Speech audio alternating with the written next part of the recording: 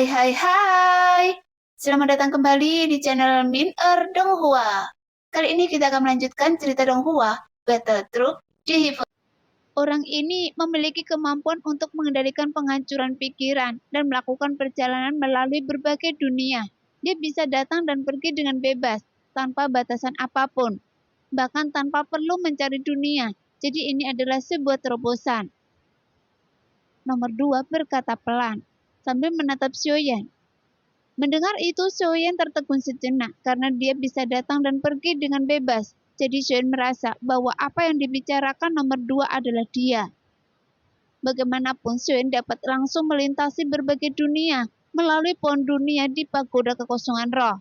Meskipun Xiaoyan belum mengunjungi banyak dunia sejauh ini, jadi seharusnya dia tidak boleh dihitung sebagai tersangka. Saya punya pertanyaan lain. Apakah setiap dunia dari 9 dunia utama sedang mengalami perang dalam skala tertentu? Sekarang dunia Taisu dan dunia Senshi sedang mengalami pertempuran, dan hal yang sama berlaku untuk dunia pegunungan dan lautan. Adapun alam misterius surga barat yang awalnya damai, sekarang telah jatuh ke dalam pertempuran antara dewa dan monster, dan dunia kuno dewa iblis abadi. Sekarang seharusnya baru saja bangkit dari kesulitan. Apa yang mereka hadapi bukanlah perang internal atau kelompok dan kekuatan etnis, tetapi lebih banyak penjajah dari dunia lain. Setelah penghalang dunia diperbaiki, dan setelah kejadian di dunia kuno Dewa Iblis Abadi terselesaikan, kerugiannya juga sangat besar. Karena untuk memperbaiki penghalang dunia, banyak sumber daya dihabiskan untuk ditukar dengan daun dunia.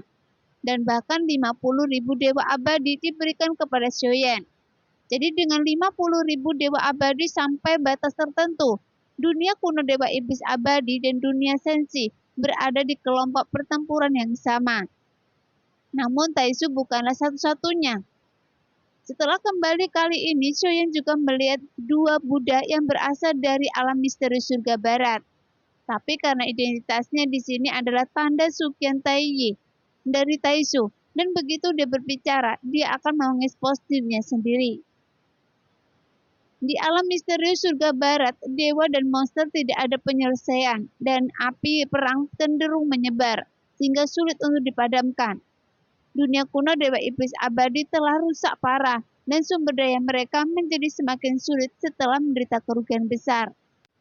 Di dunia pegunungan dan lautan, perabahan ras dan perebutan garis keturunan akan menyebabkan manusia menurun dan berada dalam bahaya. Di dunia sensi, Taisu telah melakukan invasi yang menyebabkan perang yang kacau telah dimulai. Pada saat ini setelah nomor 2, nomor 3, sampai nomor 6 satu demi satu selesai berbicara. Tanpa terkecuali, krisis terjadi di setiap dunia sensi. Situasinya juga sangat buruk. Setelah saya bepergian keliling dunia dan meskipun saya tidak peduli dengan perang sejak itu, semakin banyak pembeli ramuan yang dan senjata ajaib. Adapun dunia tempat saya berada, Anda mungkin baru saja mendengarnya, dan itu disebut dunia Tiangi. Sebelumnya, nomor 7 dan tidak pernah mengatakan di mana dia berasal sebelumnya. Dia telah mengembara di berbagai dunia dan bisnis dengan semua orang.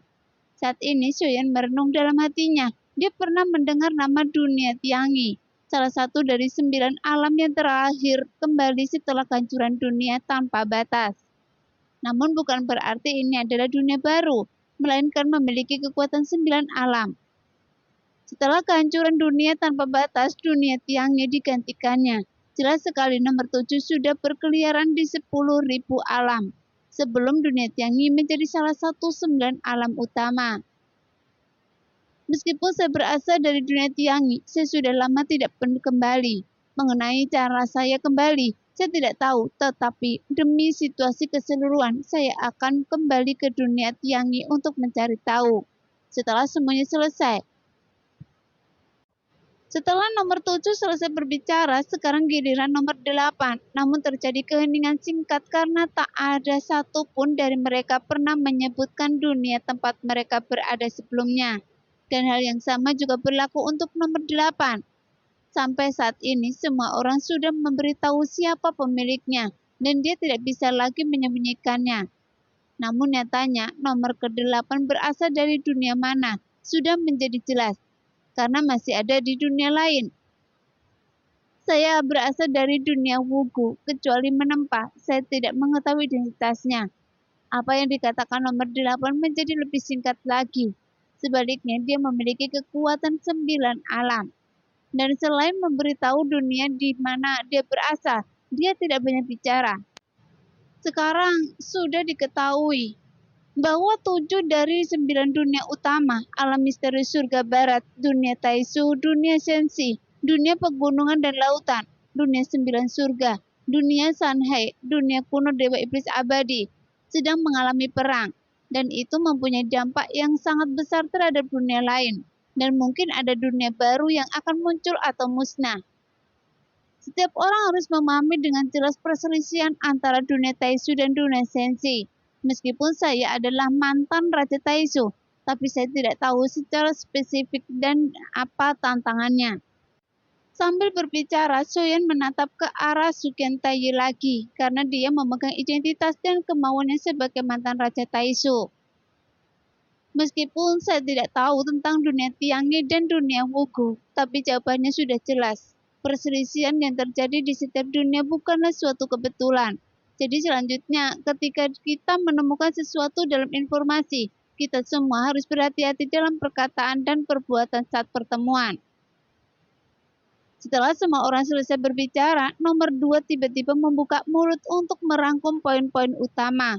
Perselisihan di berbagai dunia seakan pecah pada waktu yang bersamaan, yang menunjukkan kepala divisi kehancuran ingin menyebarkan perang ke 9 dunia utama.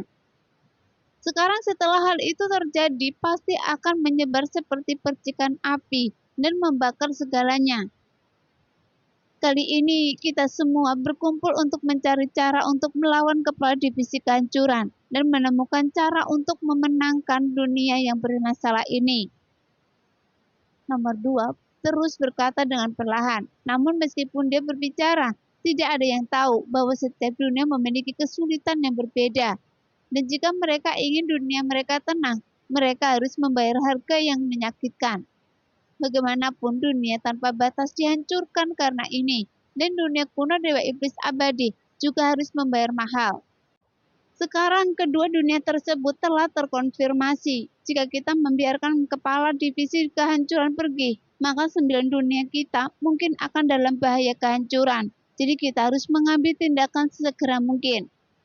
Pada saat ini semua orang yang hadir hanya mendengar kata-kata nomor 2.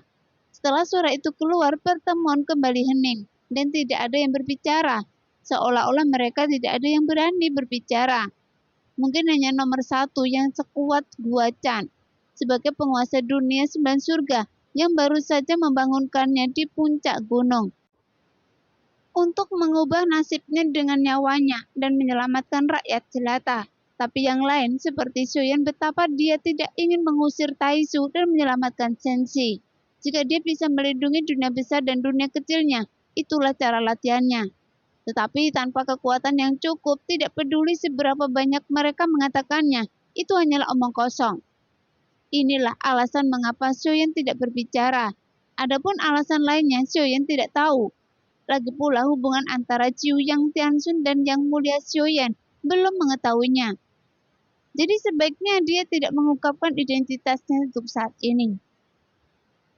Sebagai penguasa dunia, masing-masing di hadapan peristiwa besar yang berkaitan dengan kelangsungan hidup 9 dunia utama. Setiap orang harus tetap diam dan menjadi orang yang peduli, kata Sugen Taiyi perlahan. 6. Berhentilah berpura-pura. Dalam keningan, nomor 2 tiba-tiba kembali berbicara. Dia bahkan mengalihkan pandangannya ke nomor 6. Terlepas dari apakah Hua Chan telah menebaknya sebelumnya, bahkan jika dia tahu bahwa Soyen dan Sugen Taiyi telah mengubah identitas mereka, dia tidak mengungkapkannya, karena dia ingin membiarkan alam mengambil jalannya. Tapi kata-kata nomor 2 yang tiba-tiba jelas langsung membungkam Sugen Taiyi, yang berdiri di platform nomor 6 dan Sugen Taiyi juga tidak tahu, apakah dia harus mengakui atau menyangkalnya sekarang.